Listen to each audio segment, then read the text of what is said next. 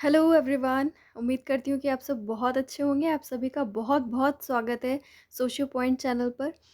बच्चों, इससे पहले वाले वीडियो में हमने हाइपोथेसिस क्या है उसको बहुत अच्छे से समझ लिया था और बहुत सारी डेफिनेशन समझी थी, है ना? और उसके बाद हमने उसके कैरेक्टरिस्टिक्स भी जाने थे, ठीक है?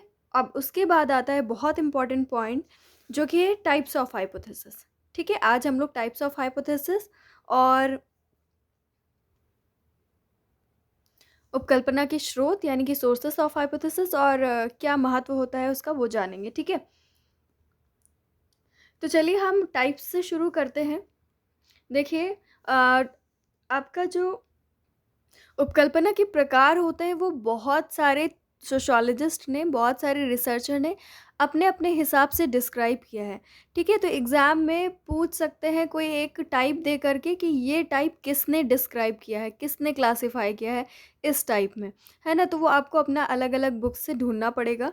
तो हम एक जो रिसर्चर है उनका देख लेते हैं और उसके बाद फिर हम देखेंगे कि एक रिसर्चर को वो कौन-कौन सी टाइप्स की हाइपोथेसिस हैं जिनको बनाना ही पड़ता है।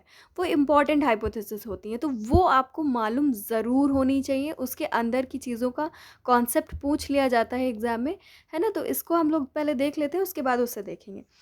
तो आप देख रहे हो विलियम जे गुडे एंड पॉल के हट की है हाइपोथेसिस की क्लासिफिकेशन। इन्होंने 3 टाइप्स बताए हैं, है ना? पहला आप देख रहे हो हाइपोथेसिस रिलेटेड टू एम्पिरिकल यूनिफ़ॉर्मिटीज़।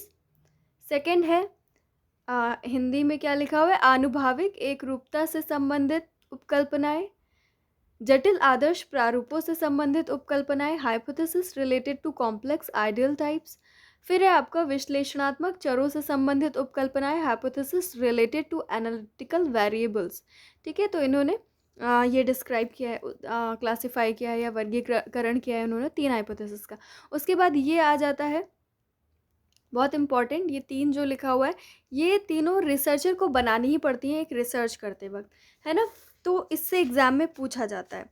अब जो पहला लिखा हुआ है आपका रिसर्च हाइपोथेसिस, अनुसंधान उपकल्पना। अनुसंधान उपकल्पना वो उपकल्पना होती है जिसको एक रिसर्चर ने बहुत सारी थ्योरीज़ को ऑब्ज़र्व किया, बहुत सारा लिटरेचर को रिव्यू किया, उसके बाद उसने एक ऑब्ज़र्वेशन के बेस पर एक असम्पशन निकाला, है ना? उसने अवलोकन किया और उस आधार पर एक अनुमान के आधार पर एक निष्कर्ष निकाला। तो अनुमानित जो निष्कर्ष निकाला उसने बहुत सारी थ्योरीज़ को स्टडी करके और उसी पर एक रिसर्चर फिर आगे काम करेगा, तो उसी को हम क्या कहते हैं? अनुसंधान उपकल्पना या रिसर्च हाइपोथेसिस या इसको वर्किंग हाइपोथेसिस भी कहते हैं, ठीक है? क्योंकि ये इसको थ्योरीज़ बहुत सारी स्टडी की उसके बाद मिली है, ठीक है? तो बहुत ज़्यादा काफ़ी हद तक ये मतलब लॉजिकल होती है, ठीक है? और इसी पर एक रिसर्चर आगे काम करता है, ठीक है? एक रिसर्चर का काम यही एक एम यही होता है, एक लक्ष्य यही होता है अनुसंधानकर्ता का कि वो एक पर्टिकुलर इस रिसर्च को टेस्ट करे कि वो सॉरी इस हाइपोथेसिस को टेस्ट करे कि ये सही है कि नहीं सही है ना? मतलब वो इसी डायरेक्शन में फिर आगे बढ़ेगा। जैसे मान लो उसने बहुत सारी थ्योरीज़ की स्टडी करी, बहुत सारे ऑब्जर्वेशंस किए, उसके बेस पर उसने कहा कि अगर महिलाओं को जो है बाहर काम करने के लिए प्रोत्साहित किया जाएगा, है ना? इन मेल्स के साथ, तो समाज का विकास तेज़ी से होगा, है ना? उसने क्या किया, एक हाइपोथेसिस बनाई। अब ये उसने बहुत सारी थ्योरीज़ और ऑब्जर्वेशंस करके बनाई, तो अब क्या करेगा वो इसी स्टेटमेंट को टेस्ट करेगा कि क्या ये सही है कि नहीं सही है, ठीक है? फिर आता है आपका शून्य उपकल्पना या नल हाइपोथेसिस।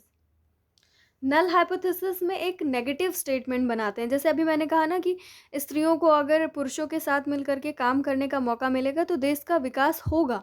तो हमने ये एक एक अफ़र्मेशन है ये मेरी, एक एक पॉज़िटिव स्टेटमेंट है। अब जो नेगेटिव स्टेटमेंट्स होते हैं वो आपकी नल हाइपोथेसिस होता है। फॉर एग्ज़ाम्पल कि ईमानदारी का शिक्षा से कोई संबंध नहीं है। मतलब अगर मैंने मान लिया कि एक अगर शिक्षित है कि ज़रूरी नहीं है कि वो ईमानदार हो। तो क्या है ये? नेगेटिव स्टेटमेंट है। अगर हम इसको टेस्ट करते हैं तो ये नल हाइपोथेसिस, इस टाइप की हाइपोथेसिस नल हाइपोथेसिस होती है। ठीक है। फिर स्टैटिस्टिकल हाइपोथेसिस क्या होता है? ये एक स्टेटमेंट होता है जो क्वांटिटी बेस्ड होता है, जिसमें हम न्यूमेरिकल चीज़ें इस्तेमाल करते हैं, स्टैटिस्टिक्स का यूज़ करते हैं, है ना? जैसे मान लो कि अम, तमाम प्रयासों के बावजूद स्त्रियों की साक्षरता दर पुरुषों की साक्षरता दर से अधिक नहीं होती है ना? तो हम क्या करेंगे, अब टेस्ट करेंगे, अब ऑब्ज़र्व करेंगे कि क्या ऐसा कभी हुआ है या, है ना? इस तरीके का ऑब्ज़र्वेशन अलग-अलग, मतलब जैसा भी आप स्टडी कर सकते हो, अलग-अलग कंट्रीज़ में स्टडी कर सकते हो इस चीज़ की। बट इसमें आप रेट ले रहे हो ना, दर ले रहे हो, है ना? रेट ले रहे हो, तो ये एक टाइप का स्टैटिस्टिकल हाइपोथेसिस है ना? इसमें पूरा न्यूमेरिकल स्टडी होगा आपका।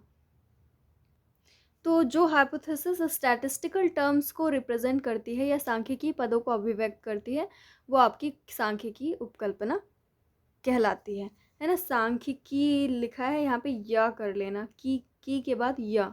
ठीक है। चलिए इसके बाद हम सोर्सेस ऑफ हाइपोथेसिस देख लेते हैं। देखो ये सारी चीज़ें पिछले क्लास में बहुत ज़्यादा डिस्कस हुई, है ना? फिर भी आप लोगों को एक बार रिवाइज़ करवा देती हूँ और पॉइंट वाइज़ आपको पता चल जाएगा। तो जैसे ये आपका उपकल्पना की स्रोत लिखा हुआ है सोर्सेस ऑफ हाइपोथेसिस, उसमें पहला है व्यक्तिगत अनुभव या पर्सनल एक्सपीरियंसेस। वो किसी चीज़ का टेस्ट करने जा रहा है, उसको क्या स्टेटमेंट लेना है, वो किस चीज़ पर टेस्ट करेगा, ये उसके एक्सपीरियंसेस पर भी बेस्ड हो सकता है ना? मान लो किसी एक फील्ड में उसको बहुत ज़्यादा नॉलेज है, तो उस हिसाब से वो अपनी हाइपोथेसिस खुद से बना सकता है। ठीक है? तो ये भी एक सोर्स है। ये सब आपको मालूम है, वैज्ञानिक सिद्धांत या साइंटिफिक थ्योरीज़ की हेल्प लेता है वो। बहुत सारी साइंटिफिक थ्योरीज़ को ऑब्ज़र्व करता है, उसके हिसाब से वो अंदाज़ा लगाता है कि हाँ, ऐसा हो सकता है, तो हमें इसका टेस्ट करना चाहिए, तो फिर वो हाइपोथेसिस बनाता है। जनरल कल्चर या सामान्य संस्कृति, जब हम अपनी हाइपोथेसिस को जो विश्वास हैं समाज में, परंपराएं हैं या कोई भी मिथ हैं, है ना? मतलब कोई भी धारणाएं या कोई भी मिथ को क्या कहोगे, है ना? तो ये सारी चीज़ें, मतलब जो लोक गाथाएं मतलब प्रचलित हैं, है ना? जो जो भी बातें समाज में ऑलरेडी हैं, ठीक है? जब आप उसके बेस पर कोई अपनी हाइपोथेसिस बनाते हो, तो क्या होता है, वो आपकी सामान्य संस्कृति कहलाती है। जैसे कहेंगे कि भारतीय संस्कृति जो है वो बहुत ज़्यादा आध्यात्मवादी है, बहुत ज़्यादा ईश्वर में विश्वास करने वाली है, जबकि पश्चिमी संस्कृति ऐसी नहीं है ना? वो प्रॉफिट ओरिएंटेड है या बहुत प्रगतिशील है, बहुत ज़्यादा प्रतिस्पर्धा है, उसमें कॉम्पिटिशन है। तो मतलब आप जो भी जनरल कल्चर है सोसाइटी में फेमस, उसके आधार पर भी आप बना सकते हो। ठीक है। फिर आपका आता है सादृश्यताएं या समरूपताएं, एनालॉजीज या एनालॉगीज, कुछ भी पढ़ सकते हो। ठीक।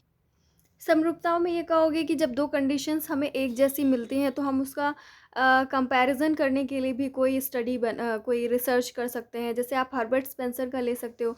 उन्होंने कहा कि जैसे इंसान के बॉडी पार्ट्स वर्क करते हैं और काम करते हुए एक दूसरे के साथ इंटीग्रेटेड रहते हैं, एक दूसरे की हेल्प करते हैं, इंटरडिपेंडेंट होते हैं, उसी तरह सोसाइटी में भी उसके अलग अलग पार्ट एक दूसरे के साथ इंटरडिपेंडेंट रहते हैं, अपने स्थान पर रहते हुए अपना काम करते हैं और पूरी सोसाइटी के लिए एक बहुत इम्पॉर्टेंट रोल प्ले करता है उसका हर एक पार्ट, जैसे कि बॉडी। तो मतलब इस तरीके से अगर आप कोई समरूपता देखते हो, कोई सिमिलैरिटी देखते हो, तो उसके बेस पर भी आप उसको भी टेस्ट करने के लिए अपनी हाइपोथेसिस बना सकते हो। फिर है आपका शोध अध्ययन एवं वर्णनात्मक साहित्य, research studies and descriptive literature. आपको मालूम है, अगर पहले से कोई स्टडी हो चुकी है आपसे रिलेटेड टॉपिक पर, तो आप उसकी स्टडी करोगे, है ना? या कोई डिस्क्रिप्टिव लिटरेचर है, कोई बुक लिखी गई है या इस तरीके का कुछ भी आपके पास अगर मौजूद है, तो जब आप उसकी स्टडी करते हो तो आपको एक सोर्स मिल जाता है हाइपोथेसिस बनाने का। ये भी आपको पिछली क्लास में डिस्क्राइब कर चुकी हूँ। विशेषज्ञों की राय एवं निर्देशन, एक्सपर्ट ओपिनियन एंड गाइडेंस।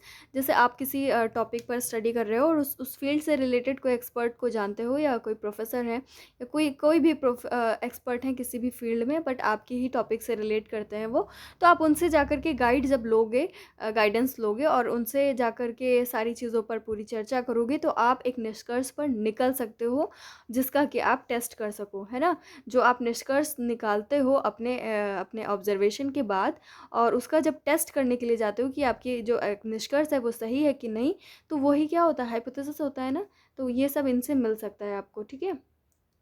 उसके बाद आपको ये चीज़ मैं पहले ही बता चुकी हूँ कि क्या महत्व होता है, हाइपोथेसिस का क्या इम्पोर्टेंस होता है ना। जैसे कि आपको बताया था कि ये बहुत ज़्यादा हमें हेल्प करती हैं कि हम सही डायरेक्शन में स्टडी करें अपनी, providing right direction to the study, अध्ययन की दिशा का निर्धारण करती हैं। इसके अलावा ये हमारे फील्ड को लिमिट करती हैं कि हमें किस ही फील्ड तक स्टडी करना है। ऐसा ना हो कि हम स्टडी करते करते किसी दूसरी फील्ड का भी डेटा कलेक्ट कर लें। तो अध्ययन क्षेत्र को सीमित करने में सहायक होता है, helpful in delimiting the field of study. इसके अलावा helpful in collecting relevant data, उपयोगी तथ्यों के संकलन में सहायक होता है। आपको मालूम है ना कि जो अगर हम डिसाइड कर लेंगे अगर सही से अपनी हाइपोथेसिस, तो उसी से रिलेटेड फिर डेटा को कलेक्ट करेंगे। अगर हम ज़्यादा डीप चले जाएंगे और इधर उधर का डेटा कलेक्ट कर लेंगे, तो हमारा स्टैटिस्टिकल एनालिसिस भी नहीं हो पाएगा, सांख्यिकी विश्लेषण भी नहीं हो पाएगा, और कोई क्लासिफिकेशन भी नहीं हो पाएगा, है ना। बाद में कोई कंक्लूजन या निष्कर्ष भी नहीं निकल पाएगा। तो अगर हाइपोथेसिस बना लेते हैं तो इस सारी चीज़ों से हमें बहुत ज़्यादा हेल्प मिलती है, ठीक है। सिद्धांत का निर्माण करने में बहुत ज़्यादा क्या करती है, कंट्रीब्यूट करती है आपकी हाइपोथेसिस, है ना। आपकी हाइपोथेसिस अगर वैलिड प्रूफ हो गई, सही प्रूफ हो गई, तो क्या बन जाएगी, वो थ्योरी बन जाएगी, है ना। और क्योंकि हाइपोथेसिस हमने बहुत ज़्यादा पढ़ाई करके इधर-उधर से पूरा डेटा कलेक्ट किया, एक दूसरे डेटा नहीं, मतलब एक बहुत ज़्यादा स्टडी किया, ऑब्जर्वेशन किया, गाइडेंस का एक्सपर्ट्स का सपोर्ट लिया। इतना सारा करने के बाद जब हम अपना कोई अनुमान बनाते हैं, कोई अज़म्पशन बनाते हैं, कोई निष्कर्ष निकालते हैं, तो वो बहुत ज़्यादा लॉजिकल होता है। इसलिए हाइपोथेसिस में लॉजिक होता है। ये बहुत अच्छी बात होती है हाइपोथेसिस की, ठीक है। तो लॉजिकल कंक्लूज़न प्राप्त करने के लिए, तर्कसंगत निष्कर्षों को प्राप्त करने के लिए सहायता देती है हमें, कौन, हाइपोथेसिस, ठीक है। अगर आपको अभी भी कुछ कन्फ्यूज़न हो, बाकी बुक्स से पढ़िएगा, ठीक है, तो मुझे बताइएगा। तो आज के लिए इतना ही। इसके बाद हम ऑब्जेक्टिविटी और सब्जेक्टिविटी पढ़ेंगे, ठीक है।